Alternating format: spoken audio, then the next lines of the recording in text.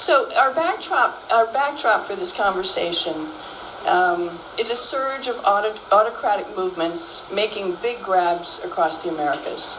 And the seizure of resources and rights are all over these walls. Prominent artists have taken great risks to portray the challenges and the punishments that they and their communities face every day. We have Cubans, we have Chileans, we have Colombians, Peruvians, the list goes, and Americans. We started curating this exhibition 3 years ago.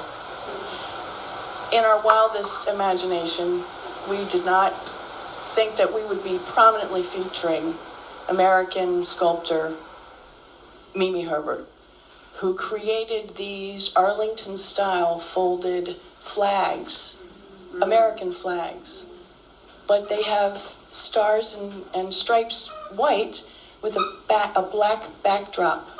And this is really to convey mourning, M-O-U-R-N-I-N-G, in America. Mourning in America, mourning democracy. So, what has happened to the rule of law in the United States is breathtaking, shocking. We all read the news, we stay on top of it. Trump has just wreaked havoc on courts across the land, and many question, is there a rule of law at all? I mean, is there a constitution? When Hannah Arendt came to the United States, when she came to these shores, she said, the only natives are American Indians, and the rest are immigrants held together by a constitution. Is our Constitution at risk? And are we about to unravel? That's our context for today. Jamie Raskin is a beloved, at least our beloved member of Congress. He's had a few interesting exchanges over the past 24 hours with the President of the United States. And we are delighted to have him here. And right on the heels of the big, beautiful bill and other legislation. So let's get right at it. He's just attacked universities, school budgets, Medicaid, SNAP benefits, widening inequality. How can we effectively combat this? and greetings, by the way. Well, thank you for that warm welcome. Can I just say how delighted I am to be here and how thrilled I am about this incredible space with the amazing political, artistic feng shui coursing through the room. And all that. Are you guys all my constituents? I feel like I should know everybody, but I'm spending too much time on Capitol Hill, where it's even hotter down there than it is here. I like to say on Capitol Hill, it's not the heat, it's the stupidity. We've had plenty of that this week. So anyway, I've been very much looking forward to joining you for this, and I can't think of a better way to celebrate the 4th of July and Independence Day than to be here with this art and this expression and these great people. So now back to your question. You just came from the battlefield. Yes. And now we're asking what we can do to combat. So that's kind of a silly question, but this is tough stuff. No, I mean, look, we're in the fight of our lives, clearly. It's not a place anybody would have expected to be 10 years ago.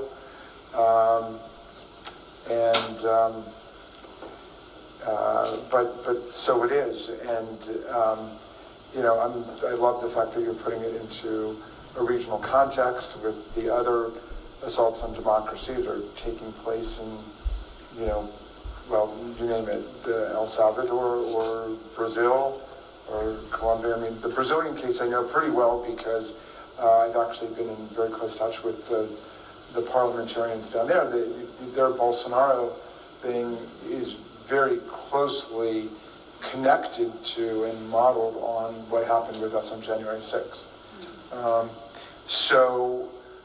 We are, I would say, obviously, plainly, we're in a constitutional crisis, but that always feels a little bit too academic or abstract for me. Our Constitution is under attack on a daily basis.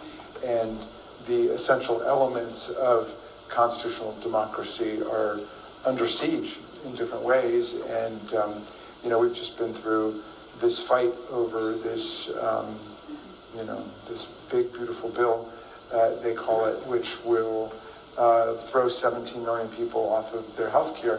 I mean, that's a classic authoritarian move. The authoritarians don't want people in society to enjoy physical health or mental health or social health. They want people who are stressed and unhappy and sick and ill and not a threat to autocratic power.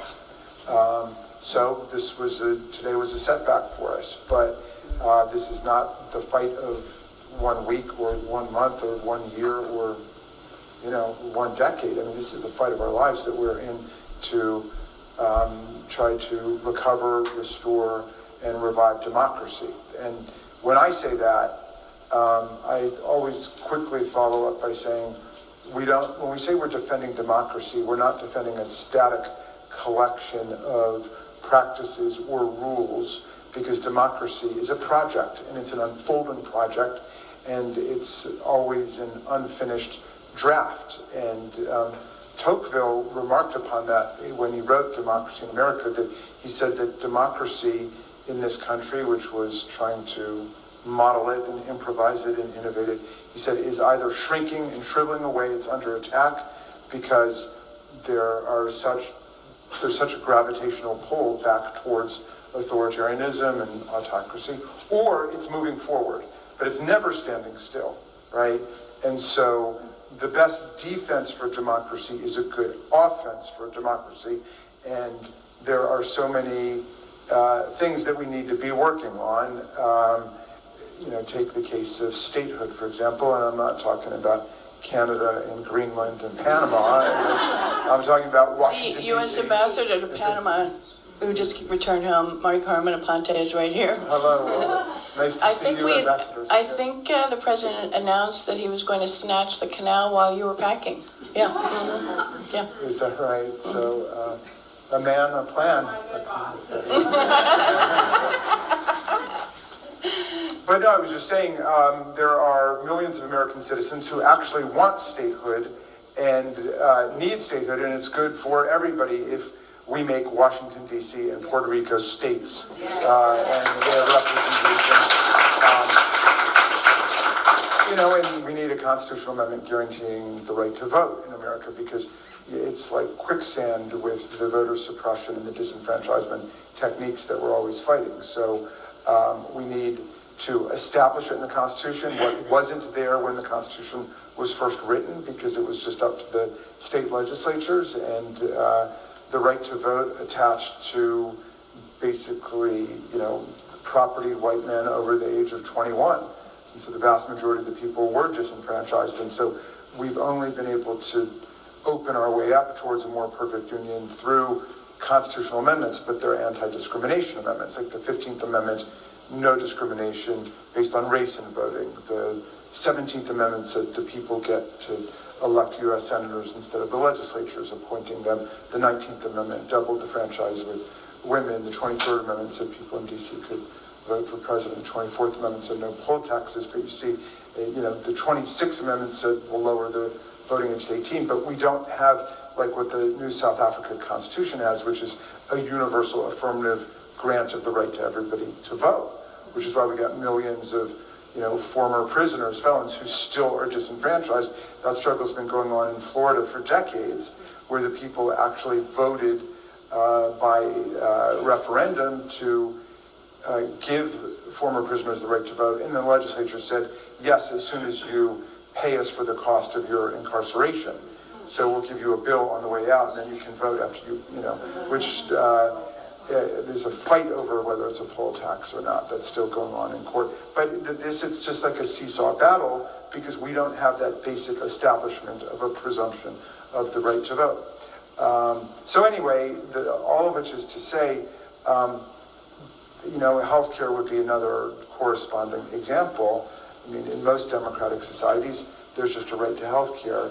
But as we've seen this week, we are just in this constant seesaw struggle.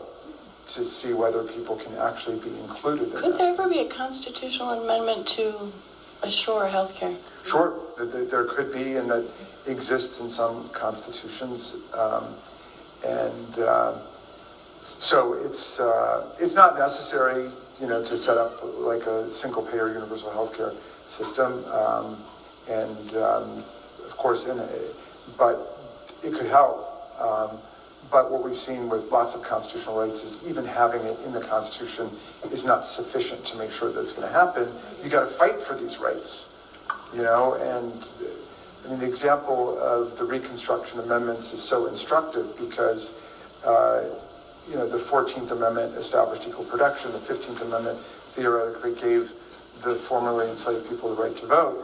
But then, after a decade of Reconstruction, it all vanished with the reestablishment of white supremacy in the southern states and the grandfather clause, the literacy test, poll taxes, the Ku Klux Klan, the disenfranchisement of people. So,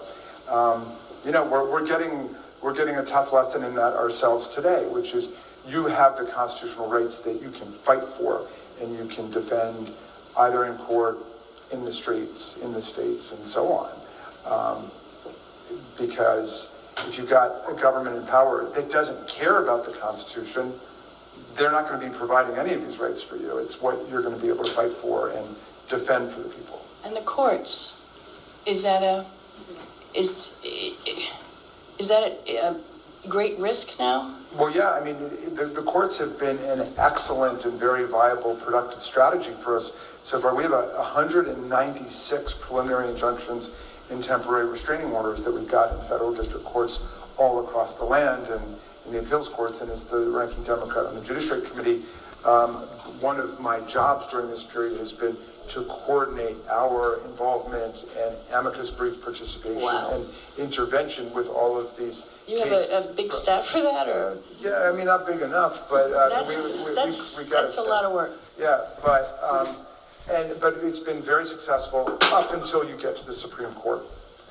And then it's very mixed results, and it's been trending in a bad direction, ever since we got the decision in Trump versus Casa, which is Casa in Maryland, which was the case which declared that district courts no longer have the power to impose a nationwide injunction as complete relief in a case. Every court is basically confined to its own perimeter, which is the way it's operated for most cases. But, the executive order purporting to nullify birthright citizenship is an excellent example of a case where the judge looks at it and says, this applies to the whole country, and everybody's rights are totally unitary, and the rights of people in one state or one district are not different from those in another, and we're not going to make everybody go to court in every federal district in the land, much less everybody who's affected by it. But that is one possible implication in reading of this decision, basically, that the judicial ruling applies only to the literal parties in the case. It would be like if, a federal district court was looking at Brown versus Board and say, yeah, it violates your rights to have compulsory race segregation in schooling, but that will just apply for you, Linda Brown, and nobody else in the district, and nobody else in the state, and nobody else around the country. Everybody's got to go bring their own case, which is obviously ridiculous. Which leads us to this question that we get a lot. What can be done? What's realistic in checking the executive branch right now? And just constitutional. Yeah. I mean, what's realistic is whatever is going to work, and we're trying everything. I mean, we're just in a period of democratic opposition, resistance, experimentalism, where we're trying every conceivable strategy. But I did invite, along the lines of your exhibiting, did invite a kind of an historian activist who specializes in movements against authoritarianism. And it's a whole field now where people study what works and what doesn't work. And we asked the question, well, what is the best strategy, and what she said was, well, if you've got an effective inside legislative parliamentary strategy with legal implements being used, and that's all you got, and it's an effective one, it'll work about 1/3 of the time. If you've got an effective nationwide popular resistance, civil disobedience, mass protest, tax protest, consumer boycott strategy on its own, that'll work about 1/3 of the time. But if you put those two together, a strong inside strategy and a strong outside strategy, you can beat authoritarianism and right-wing coups more than 2/3 of the time. It's not a guarantee, even there, but you need to have both, And they give you the elements of those grassroots elements of success. The ones that have worked in different places, yeah. Yeah. Very much so. And, we just recorded, I don't know how many of you guys watched a weekly series I do called Local Hero, where we profile people in the community. We're going to start. Who do stuff. Yeah, you got to check out Local Hero. But we just profiled the founders of and the co-directors of Indivisible, who live in Montgomery County, who started this great nationwide movement. So check it out tomorrow. Absolutely. You can sign up for Local Hero on the 4th of July. And celebrate that. 4th of July, talking about the great national holiday tomorrow. There's so much polarization, obviously. A great percentage of this population believes an entirely different reality. And there's a lot to reinforce it on a minute-by-minute basis. How do this is fascinating working with this counter autocracy movement. How do you counsel people to correct the narrative?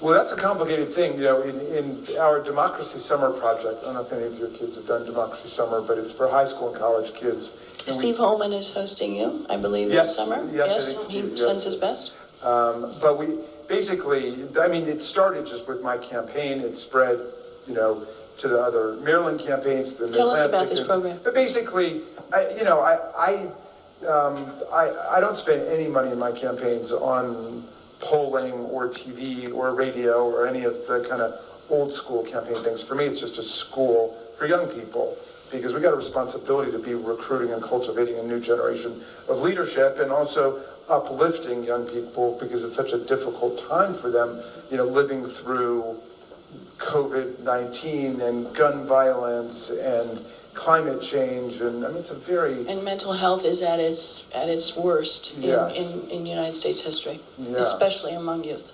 Yeah, it's a very tough time. Tough time. So anyway, so I feel like that's a good commitment for us to have to the young people, and then they're able to get involved with the various campaigns, and they feel like there's agency. They've got extraordinary agency, and the political sophistication and insight this summer is just astounding to me. I've never seen anything like it before. So these young people are very into it, and they understand the risks that we're facing right now, and they're very serious about winning the Congress back next year for the Democrats and defending against authoritarian violation of people's civil rights and civil liberties. Okay, so you brought us to our next question. So the threats against elected officials. I feel like that was a digression from the prior question. No, that's okay. That's okay. I was about to tell you something about... Oh, no, go ahead. No, go ahead. What was the last question? You were asking... We were talking about the polarization, but I think what you're doing with this, you're elevating youth with a narrative that they can share and... Exactly. So when you say, how do we cross over? Yes. And I think that the only way that really happens is through old-fashioned, face-to-face communication and organizing. It's very difficult to make that happen online, where everything is so segmented and algorithmized and everything, and so that's one of the things that we're... Very interesting. So it's more a mano or human contact is really the answer, and not the digital. Well, we're trying to knock on doors, and we're trying to connect with people through other mechanisms, and we use the social media to get in touch with people and to connect and register voters and so on. But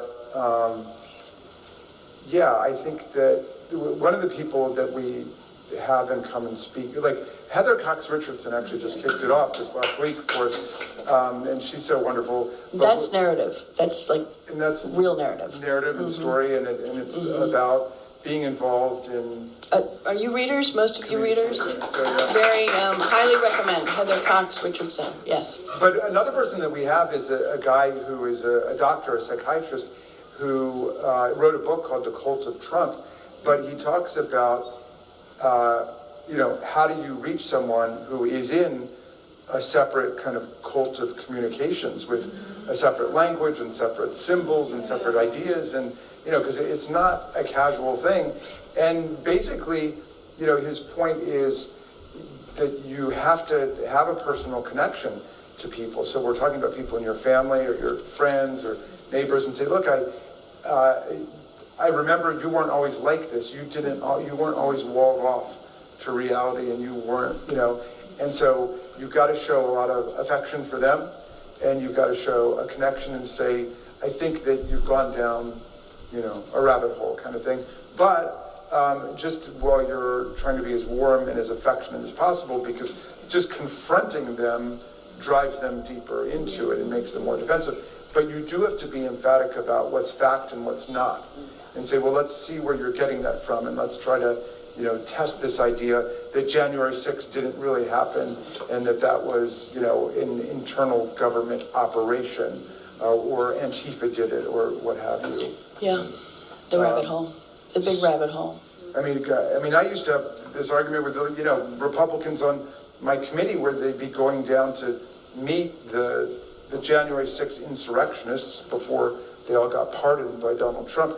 But they would go down there, and half of the time they're in committee saying that this was all FBI plants, these people are government agents, and the other half of the time they're saying, let's go down there and try to help them out. And I'm like, why are you going down to help out all of these FBI agents in jail who, and they say, oh, well, no, it's more complicated than that. But, they're just basic logical paradoxes and contradictions. And God bless you. What happens to this? We have to say God bless you, and thank you for pushing ahead.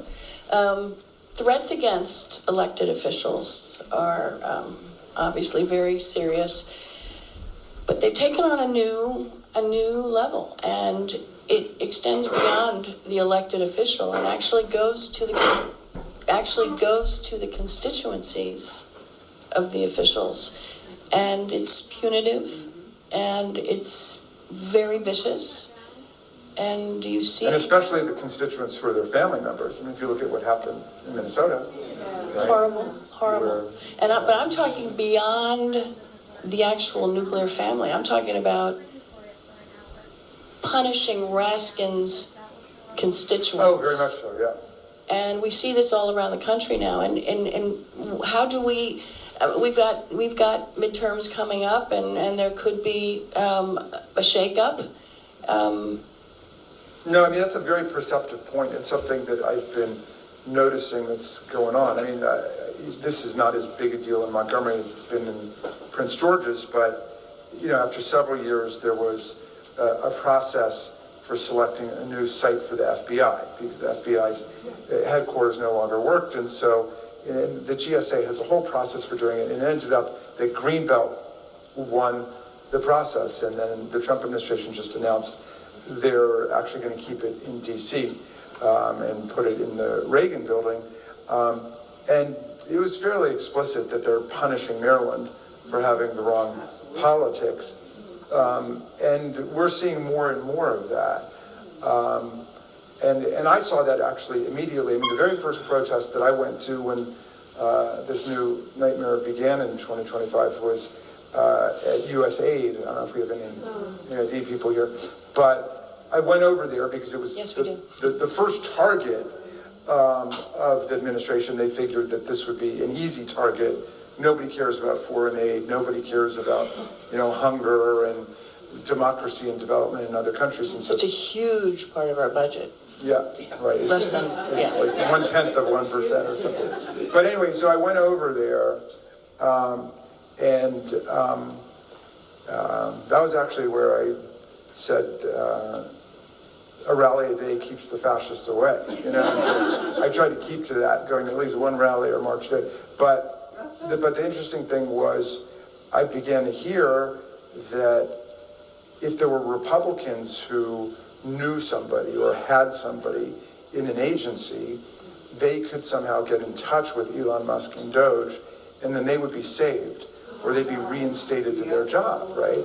Well, that is very characteristic of, you know, a tin pot dictatorship, right? Where, you know, we're just going to wipe out an entire workforce, whether it's at the Consumer Financial Protection Bureau or the Agency for International Development, or, you know, in office at NIH or the FDA, you name it. But if you have the protection of somebody who's in the right political party, then you'll be reinstated, or you'll be protected. And so we've seen that dynamic in operation, and now we're seeing it at the policy level, like with the placement of the FBI headquarters. There are, you know, some states that are considered cooperative, participating red states, and some that are considered free-thinking blue states, where people are not, you know, part of the regime. And it doesn't even seem that far-fetched to be using that expression anymore. Regime. You don't really belong, and you will be punished or passed over. So we're really fighting for the idea of equal protection of everybody and due process for everybody, and the idea that we're one country. I don't know if any of you tuned in to my colleague Hakeem Jeffries. Which part of that?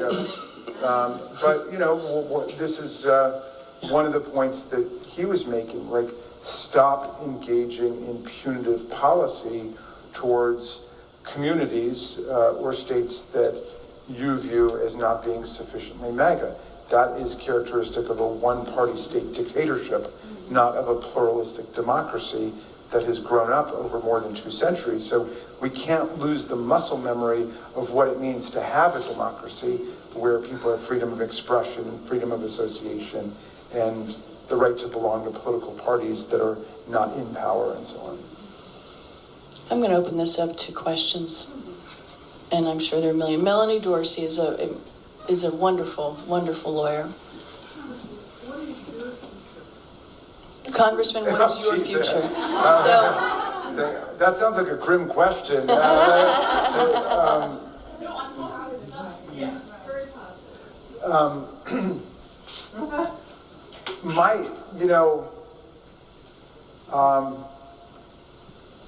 I feel like my future, my destiny is so intertwined with this struggle and this fight. I mean, I was elected to Congress the same night Donald Trump got elected president. It was my first run for office. You remember when Chris Van Hollen ran for the U.S. Senate? And he called me up. He said, "Mikulski's stepping down. I'm going to run for Senate. Will you endorse me?" I said, "Chris, not only will I endorse you, I'll run for your seat." And I knew after spending a decade in the state Senate, it was something I wanted to do. And I was the majority whip of the Maryland Senate and got tons of legislation passed, and was able to, you know, be the floor leader for a lot of the bills, like marriage equality and abolition of the death penalty, and you know, the elements of democracy. Yeah, I mean, real strong democracy, which is what we've got in Maryland. And we were leading on some nationwide stuff, like the existence of benefit corporations. I don't know if you guys are aware of that movement. We got started in Maryland, the National Popular Vote Interstate Compact. All those are things I introduced. And then I got elected that night, and my experience of public office just changed radically, because I was now, you know, a freshman in the minority in the House with the Trump people controlling the House and the Senate and the White House, and packing the courts. And so we had to flip over. My district office director, my friend Kathleen Connor, is here tonight. She runs our office in Rockville, but she worked with me on the campaign. And the very first thing we did, you know, we were talking to Leah Greenberg, you know, the Indivisible, about this. The very first thing we did when we won the election was we organized a big rally with a couple thousand people to then go down to the Women's March, because it was very clear to me that we had to build popular power if we were going to be able to resist and fight what was going on. Your response is is on the ground, it's person to person. I mean, you're if not the leading, you're among the leading constitutionalists, thank God, in the United States. You know, brainiac editor of the Harvard Law Review, blah blah blah. Your list of accomplishments is so huge. And you are focused. You're focused on the granular. Yeah. Because the granular leads to the great, it seems. Well, I believe that very strongly. That's why, to me, art is incredibly important, music is incredibly important, literature, civil society, and I think Maryland is really important in this process. Oh, yeah. I mean, you know, it's not a coincidence that it was Chris Van Hollen who went down to El Salvador for Abrego Garcia. And to we have the second largest population of Salvadorans outside of LA. You know, and this is I mean, democracy works in our state, it works in our community, and it, you know, it's a threat to MAGA. And so all of this, to me, is joyful. So, you know, my future is with the movement to recover and restore and renew democracy. And I don't know where that takes me. I appreciate your asking. I can't imagine there were that many people interested. But anyway, so I'm not quite sure where it'll go. But I basically have said to my family, to my friends, my staff, I've said that I will literally do anything to get us through this period. Thank God. Thank you. So, raise your hand, Bob Roskamp. Republicans have Trump as their leader. Who's the emerging leader for the Democrats? Republicans have Trump as their leader. Who is the emerging leader for the Democratic Party? I mean, it's a complicated question because, first of all, Trump is their leader at one level. The reason I think I provoked his outrage yesterday was that I said I wasn't sure that he really understood what was in the bill. Because when they brought the Republicans over to the White House... He gave you a very bad rating yesterday. He yes. went on he called me a third-rate Maryland Democrat politician. Yeah. And he called me a loser, which I said was a compliment, because I've actually never lost an election, and he lost 2 popular vote nationwide elections, and one he had an insurrection over when he lost it. But anyway... But, you know, I don't think he likes you very much. When I got him mad by saying I don't think he understood what was in the bill, what I was saying is there's some other people who are, I mean, Steve Bannon is very involved in this, and Stephen Miller is very involved in this, you know. But your point is nonetheless correct that he is certainly the public titular charismatic leader, and I think, you know, we're not gonna offer up dictatorial type leaders like that. We are in the process of building leadership, recruiting and cultivating leadership all over the country in federal and state public office and local public office, and then in civil society and in the movements. And so I think it's a wonderful period in which we're percolating and germinating a lot of different potential leaders. And so I don't know who will be. Are you optimistic? I'm very optimistic. I mean, we had a rough day, but I'm very optimistic. I don't think you take a society that has spent more than 2 centuries evolving to ever greater levels of democratic civic strength and inclusion and turn it into a fascist society overnight. And there are forces that clearly want to do that, but most of them want to get out of America. I mean, if you look at the Elon Musk faction, the Silicon Valley people, you know, they want to go to Mars. They don't even want to be on Earth anymore. They want to exit the planet, right? Then you've got, you've got the Trump autocrats and kleptocrats who want to take over the government and just use it for their own purposes and leave the population behind, but they're not really fundamentally interested in the people.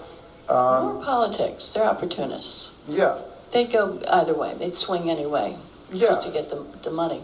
So, look, it's very clear that the democratic ethos and the values of the country has got to catch up with the new age of technology that we're in. It's got to catch up with artificial intelligence. It's got to catch up with crypto. We've got a lot of things to figure out because there are so many centrifugal tendencies here that are pulling away from having a morally coherent democratic politics in the country. Right. So that's the challenge that we're in. Okay, back in your name, please? Sam. Sam. Yep. Hi. So, Sam. Sam has a last name. yeah, first name Sam, Diener, last name. Diener, Sam Diener. So, in terms of what you see in the public discourse on social media, right? That's obviously like one filter that we're getting out of the Republican or MAGA perspective from. But you're on the ground, and I'm really curious, to hear what that conversations sound like, on the ground, what people are saying behind their phone once they put the phone down. What are you hearing? And is there collaboration between the parties in any way, shape, or form? Is there any collaboration between the parties in any form? What is the congressman hearing on the ground? Yeah. I don't use the word collaboration so much, but like in terms of cooperation and coalition, then there are certain issues and certain bills and certain endeavors where we can try to form those bonds. I mean, and that's always been important to me. I mean, I'm a middle child. I like to bring people together. I try not to demonize and vilify all Republicans, and I know that was important for the people I was able to work with when we first went around the track. I mean, Liz Cheney was a good friend of mine that, we entered in the same class together and had some commonalities despite the fact that we disagreed on most issues. And Adam Kinziger's office was right across the hallway from my office, and so I used to work with him all the time. So I don't underestimate the importance of those relationships and those friendships, and I'm trying to build them, all of the time. I mean, I don't want a civil war in America, so I'm not willing to objectify other people as belonging to some kind of enemy camp, even if that's the way they think of themselves or they think of us, This is a very important thing you just said. This is very important to repeat and for us to really think about, which is really not objectifying an enemy, Really just, even if they think of themselves as an enemy, to us, whoever us is, whoever they are. Well, it's like Lincoln said in that first inaugural address, he said, "We are not enemies, we are friends. We must not be enemies." Right? It was an admonition to all of us, not to be enemies. We must not be enemies. I mean, how many of us have family and close friends who live in very red states or communities? Of course. That's America, right? And many of us have red friends. Yeah. Vicki Blueston. What do you say to people who are theorizing that Trump's goal for the midterms is to declare martial law and keep them from happening? I mean, I hear that bandied about. Keeping the elections from happening. Did everybody hear that? What does the congressman say to the? Hold on, I have to repeat this. Yeah. That they are planning. Trump is threatening martial law to perhaps scuttle the elections. You guys heard that? Yeah. We don't have martial law in any constitutional sense, right? We don't have one of those constitutions which says, in a time of exception, of emergency, then nothing in the Constitution governs, right? Congress can engage in suspension of habeas corpus. The president does have access to a statute which allows for the federalizing of the National Guard. We just saw that happen in California, as well as the deployment of troops to California. The governor, the mayor, they went to court to say that they had not asked for it, they had not sought for it, and there was no emergency. The district court agreed with them that there was no emergency, imposed an injunction, but it was stayed at the appellate level. So that's another one where we're just in the middle of a tug of war over what that means. But look, here's the critical point. That's critical. Well, right. I mean, there are emergency-like provisions in a lot of different kinds of statutes, including a lot that deal with natural disasters, right? that doesn't mean somebody could say, oh, well, there was a hurricane in Texas, therefore I'm going to cancel elections. I mean, we had elections through the Civil War in America. We had elections through World War II. We're not even at war now. I mean, they tried to assert we were at war with Venezuela when this whole thing started, and we were not at war with Venezuela. We would know it, I would know it, because Congress declares war, not the president. The president doesn't declare war, and the president can't just say we're at a state of war with Venezuela, or this, this street gang is part of the state, and therefore we've been invaded. It's attempts to do things like that. That's lawless, right? So, our position is emphatic that in wartime, we don't cancel elections. We never cancel elections. Certainly that power doesn't belong to the president. The elections are controlled by the states. And there are election officers in the states. Like, remember Brad Raffensperger from New Jersey, who said, no, President Trump, I can't just find you, Georgia, I can't just find you 12,439 votes. We're not going to do that, right? And so their secretaries of state, attorneys general, the legislatures have that power. There's a certain role that Congress has constitutionally, but the president really doesn't have a role. And we've got to be emphatic about that. And that's why, I have felt really strongly that we go to court in each of these cases to reestablish the proper constitutional boundary. Congress is the lawmaking branch of government under Article 1. And I don't accept any of this rhetoric about co-equal branches of government. First of all, co-equal is not even a word, okay? That's the first problem. That's like extremely unique, all right? But secondly, there's a reason that Congress is in Article 1. We make the laws, and we had a revolution against a king, and the framers were afraid of kings. There wasn't even an executive written into the Articles of Confederation.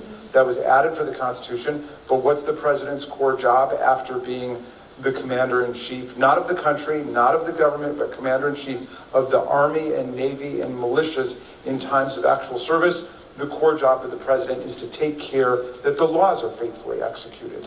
The laws that we write in Congress, it goes to the House, it goes to the Senate, the president signs it. The president doesn't like it, the president vetoes it. We can override the veto. If we don't override the veto, it's not a law. But if it's a law, the president's job is just to implement the law, not impound the money, not redirect it, not rewrite it, not destroy an agency or a department that we created. So much of the constitutional struggle we're in America today is about redeeming that original vision and understanding of the Constitution, as opposed to everybody's idea that somehow the president is like a king.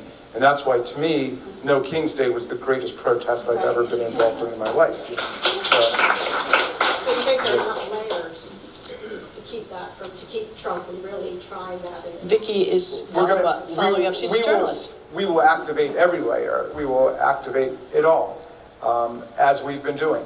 So it means Congress, it means the people, it means the states, the localities, right? And to make sure the president stays in his lane. That's what it's all about. Congress has got to stay in our lane, which is a very big lane because we're the lawmaking representative branch of government, but the president's got to stay in his lane. And activating this involves all of us. Activating this is our civic duty to make ourselves present. How many of you guys went to the No Kings rally? So did something great. I don't That's like awesome. crowds. So, yeah. Okay, I want to take one from, I've got you in the back. Yep. Oh, yeah. Name? Rachel Richter. Rachel Richter. Thank you so much for being here tonight with us. Thank you, Rachel. So I really like what you just said about we're bringing it back to the original intention and meaning behind the Constitution. And I was actually very curious, the moment you said that, was what about the people on the court, Supreme Court, who talk about originalist interpretation? Yes. It's very much unlike what you were just talking about. Okay, Yeah. originalist interpretation among They don't talk about it much anymore. some on the, Yeah. don't get into this Yeah. before we can get the question out, which is the originalist view. You restate it, please, and then answer it. Well, I know the last thing I said triggered in Rachel the thought, hey, that sounds like what the textualists and the originalists were about, but they don't talk about the text and they don't talk about originals. I mean, take the Supreme Court's outrageous decision endowing the president with immunity from prosecution for criminal felonious acts that he conducts under while he's president under the auspices of his office. We've never had a problem with that before, right, being an issue. And the theoretical approach to it was simply, well, if the president is exercising a governmental power, like it's a war, well, then that's not murder. But if he's not exercising governmental power and he kills someone, that's murder. That's not complicated. But they developed this absolutely absurd test, which is that if the president is acting within one of his core unilateral powers, like the pardon power, for example, they kept going back to, then the president couldn't be prosecuted for anything. In other words, the president could go on eBay and say, now I'm formally selling pardons for $50,000 a pardon, and you can buy a pardon.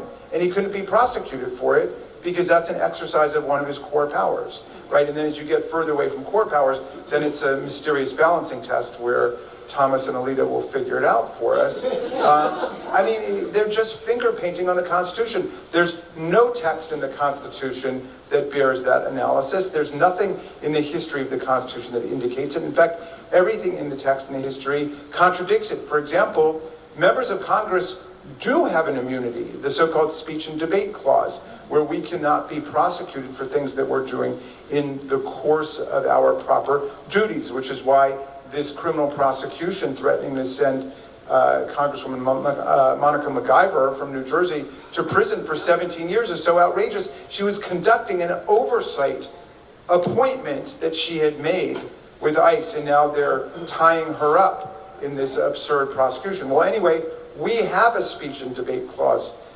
immunity protection for what we're doing. It doesn't exist for the president, but they just made it up. How many, I have to interject one quick, how many members of Congress are as energized, shall we say, as you on these issues? Well, there's only one other constitutional law professor in Congress, who's Eleanor Holmes Norton, So basically, I mean, I'm very energized on the constitutional question. Of course. And that's my job. I mean, basically, when this whole thing started, we sat down and we said, we're going to have to divide this up because there's so much to do.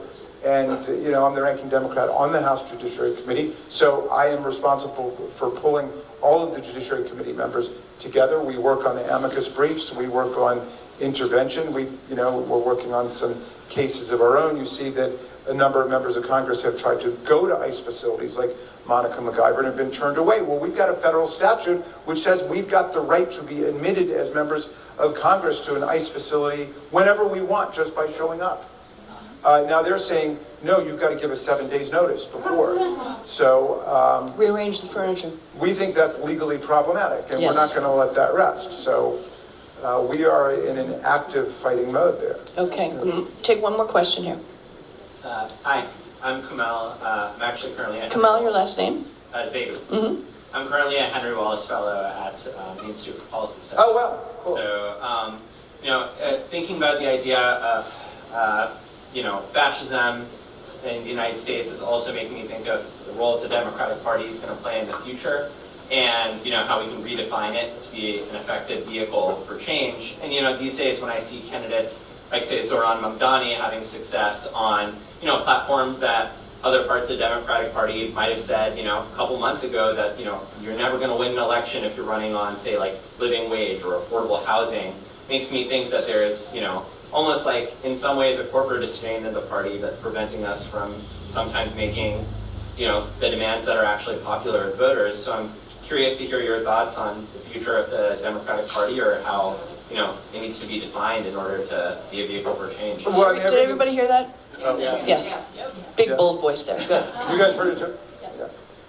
I mean, but everything that I do is based on the assumption that the future is as yet unwritten, and we're not doomed to fascism or corporate state authoritarianism, and we've got all of the elements we need to bring democracy and freedom and constitutionalism into this century and make it victorious. I mean, my dad, who was one of the co-founders of the group where you're working, I mean, he used to say to us when we were kids, when everything looks hopeless, you're the hope. And you can find lots of hope in lots of different places. Tell us about what your father founded. This is the Institute for Policy Studies. Yep. which is a think tank, like a progressive think tank. Actually, I think it may have been like the original think tank in Washington before all the big money. Was this where Allende was Orlando Letelier. Is was where Atelier Yes, was? he was there, yeah. Because we have his son's work across. Pablo's? No, we have Francisco's beautiful work here. Yeah. And that's a local story. In Yeah. fact, I was in high school the same time as he and Vicky and assorted folks here in Washington who are natives. And his father was a very prominent member of the Allende administration. And he was the Chilean ambassador to the United States. And then he became the Chilean, but I mean, he did a lot of things. And then his father was blown up. Orlando was blown up around Sheridan Circle by the Pinochet regime, and his art is around here. So this is. I love the. Well, Orlando, he was Yes. assassinated. Also in the car was Ronnie Carpin Moffett, Yes. who was my father's assistant. Oh my gosh. And then her husband was in the car too, Michael Moffett, and he lived. The but Moffetts, Ronnie that's right. died, and she was just 26 years old. Wow. And she was killed by the Chilean secret police. They had a long arm. Yeah. Yeah. Hold on one second, Deborah. Over here. Go ahead. And that was in September. Do you have a follow-up on this, Deborah? Can we answer the question? Okay, another subject. Hold on. Did we answer the question? Yeah, I think we've got derailed from the question. I'm sorry. I took the question to be, look, the election, the mayoral election in New York is like an extremely complicated election because there's so many competing, influences and pressures and everything. But if you look at what happened there, the dominant voting bloc, the biggest voting bloc was ages 18 to 25. The next was 25 to 30. The next was 30 to 35. It was an absolute generational revolution. And he was running on a very radical populist economic program and he ran as a Democrat, which I think is fantastic. So. Got a question over here, and then we'll come back to Amma. Okay. Hi, Sophia Cabrera. Sophia Cabrejas. This is going to be hard to hear because we have the HVAC situation. So I'm going to push you a little bit more on that. Can you expand how do you think the Democratic Party messaging needs to evolve or change in this kind of vacuum that we're in? Because I think a lot of people feel an absence in the party in combating Trump's messaging. Democratic Party messaging stinks. How to improve it? There's frustration in beating back Trump. So, I heard a lot more about that kind of criticism of the party earlier in the year. Like, people aren't fighting, where is everybody, what are people doing? I don't hear that so much anymore. But I think implicit in both your questions is there are competing forces within the Democratic Party. And that's a good thing. We want it to be a majority party, so we want lots of different forces that are in there. They're vying for a different point of view, And, I think that Mamdani is a very healthy, positive development. And I've stated that when moderates and progressives run against each other and the moderate wins, I've always said that we on the progressive side should endorse the moderate. And conversely, if a progressive wins, the moderates should endorse the progressive, right? And so I think if Andrew Cuomo decided to say, I'm going to take my football and go home and go create my own party, that's ludicrous. I'm not quite sure what the conversations are there yet, but I think, to have a Democratic Party means that we've all got to stand together. And we should. Your chairman today said it has to be the party of more people, of inclusive, of gather. Yeah. Because the more there, the less in the Republican side. I've dealt with numbers. The question. My friend AOC, was my ranking member when I was the ranking Democrat on the Oversight Committee, right? She calls herself a socialist, right? And people would, beat me up about that, saying, "Oh, you've got socialists in the Democratic Party." I say, look, first of all, Donald Trump has no problems with socialists. He just doesn't like the Democratic part. He loves authoritarian socialists like Kim Jong-un, the communist dictator of North Korea, or Vladimir Putin, who is the head of the KGB. He loves statist control. He just doesn't like democratic socialism, which is a perfectly honorable contributing influence in everything progressive that's happened around the world in terms of child labor and minimum wage laws and all those kinds of things. All the things I we were told talking Heather about. Cox Richardson, by the way, the other day, I said she should write us an article about the history of socialist mayors in America, because there have been a lot of socialist mayors in Milwaukee and Chicago and Detroit, and there may have even been socialist mayors in New York before, I don't know, but obviously... Socialism has taken on quite a different definition. And I agree with that, and I think that's an interesting discussion that takes us a little too far afield from what we're doing All right, tonight. But I do believe that young people today who declare themselves socialists are saying they want a far more egalitarian society with greater reductions in wealth and income inequalities and so on. And I'm totally with them on that. But, I think for people of a different generation, lived through the Cold War, they might identify it more with like the Warsaw Pact and Poland and the Yugoslavia USSR, yeah. and something, but I don't think that, I know that AOC doesn't mean that, she wants a seizure of the means of production and an abolition of private property, if that's what people are afraid of, Well said. Well said. I'm sorry, 1 second. We have Amma over here. And then Deborah, we're coming back to you. Amma? Nope, that's not Amma. Deborah. So, every time Trump goes, you mentioned earlier, he doesn't even know what's in his own bill. It's like they don't know what they do. And Lawrence O'Donnell does a good job of this, talking about every time he opens his mouth now, he's going to be there, he's going to be more and more there, mentally deteriorating. So, on one, I just talked to a friend of ours. In Iran, yeah. So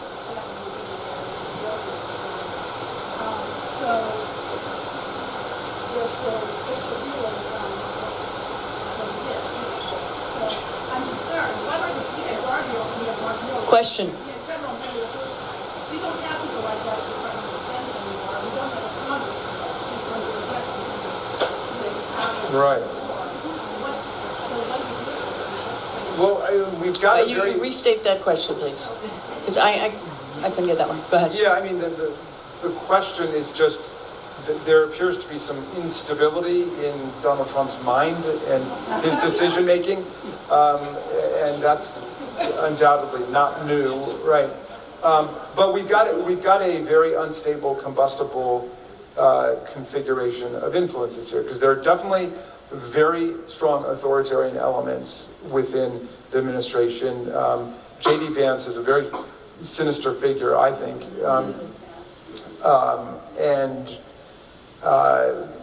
Donald Trump is always a wild card. I mean, he's been pushing like mad the complete militarization of immigration law, the ICE raids all over the country. And then all of a sudden, one day, he says, I think it was 3 Thursdays ago, he says, oh, well, I spoke to the Secretary of Agriculture and a lot of my big farmers, agriculture farmers, the people who work on the farms, they're different, they're fine. Those are really good, loyal, hardworking people. And we've got to stop doing the ICE raid busts at the farms, because then nobody else will go to work.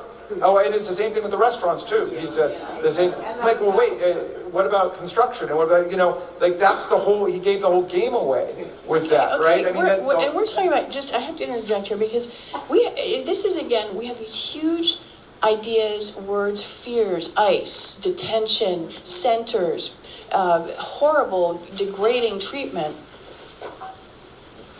We have no control as citizens to change this equation? So I think that is going to be a centrally contested legal terrain now. There was just a very good decision handed down, a 123-page opinion, saying, no, Donald Trump, you don't have special constitutional or extra constitutional powers over immigration. That is also built into Article 1. That is a power just like we have the power of the purse to set taxes, to set budgets. We have the power to regulate naturalization and immigration. That is a legislative power. So we have an Immigration Naturalization Act. That is the governing statute in the field. Donald Trump has to obey that, and if he goes outside of it, he's violating the Constitution. So that was an excellent decision that is going, now that we have to do it all over the country in all 94 district courts and the appeals courts. I mean, we're going to be fighting about this for the next couple of years. But for some reason, someone has convinced Donald Trump, or he's convinced himself, that when it comes to immigration, the Constitution doesn't govern. And even the Supreme Court, at least the beginning of this, said that's not right. Due process governs, right? And then I've got, MAGA colleagues who say, well, wait, you don't mean due process for guilty people, do you? And I say, we don't know if they're guilty until you've had due process. Well, you don't mean due process for non-citizens, do you? By the way, check out Justice Scalia on that. I mean, he was eloquent on the point, but basically the point is, we don't even know if you're a citizen or non-citizen until we've had due process. And they've been deporting citizens. Children who are citizens have been deported from the country. So, look, without due process, we're lost. Those are the two most beautiful words in the English language. It's due process that separates our rights and our freedoms from arbitrary state power. And it's got to apply to everybody. And with that, I think Patrice, can we take one more quickie? No? Oh. My name is Patrice. The next midterm and presidential elections are fixed dates. We have low participation. Where do you see room for people to come out and vote? I think there are a lot of people that come out and march, but they don't also vote. Those are fixed dates. Where do you see room? Yeah, thank you for raising that. I mean, we got to... Thank you for the fight you're holding up and for holding it. Appreciate that. And this is a conversation that I understand, because my son Tommy, he had a very close friend who actually is the political director on the Mamdani campaign in New York, and he said that when they first got into it, a lot of young people were skeptical of voting. They said, why does that make any difference? And the way they turned it around was they said, we're not saying all you should do is vote, we're saying the minimum you should do is vote, right? You start by getting registered to vote and you go out on that day, but then you organize and you protest and you write and you do art, and right? So if you view voting as the foundation of democratic citizenship, then I think people will get more engaged in it. We got to get people registered to vote. It's easier in Maryland than in a lot of other places. I was down in Texas talking to voting rights groups there. Now, in Texas, you can get thrown off of the rolls if you miss an election. You can miss an election because they moved your polling place and didn't tell you about it, and then what do you know? It's already 7 p.m. You've missed that, hour and 47-minute window when you could actually vote after work. Well, if you missed it, now you got to go register again, and that's every other Thursday between 5 and 5:30 down at City Hall. So they're making it more difficult. I mean, and there's a history of this when we don't have a constitutional presumption that everybody's registered. If you're born in France, you are assigned at birth a card that will be both your national health insurance card and your voter card for the rest of your life. That's it. You're not going to get thrown off of the rolls. And here, it's just catch as catch can, Wild West. And it's then up to the political parties and the candidates to register people to vote. And that's a lot of what we have the kids in Democracy Summer doing, registering people to vote, raising people's consciousness about it. So thank you for making the point. Thank you, Congressman. Thank you. Thank you all. Magnificent. Absolutely.